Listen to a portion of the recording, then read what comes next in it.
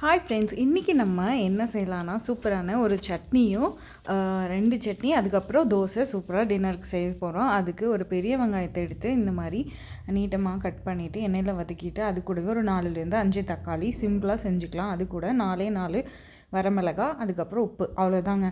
சூப்பராக நல்லா மசிய வேகிற அளவுக்கு நல்லா தாளித்து விட்டுக்கலாம். அதுக்கப்புறம் இப்போ தேங்காய் சட்னிக்கு தேங்காய், பொட்டுக்கடலை, 2 பூண்டு, அதுக்கப்புறமா கருவேப்பிலை, உப்பு, தண்ணி இதெல்லாம் போட்டு அரைச்சி ஒரு தாளிப்பு எடுத்துக்கலாம். அவ்வளோதாங்க, சூப்பராக ரெடி ஆகிடுச்சு சட்னி.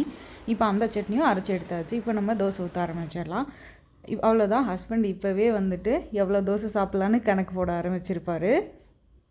இப்போ தோசை ஊற்றி எடுத்துக்கலாங்க. ஃபஸ்ட்டு தோசைக்கு மட்டும் நான் ஆயில் விடுவேன், அதுக்கப்புறம் மற்ற தோசைக்கு வந்துட்டு ஆயில் சேர்க்க மாட்டேன்.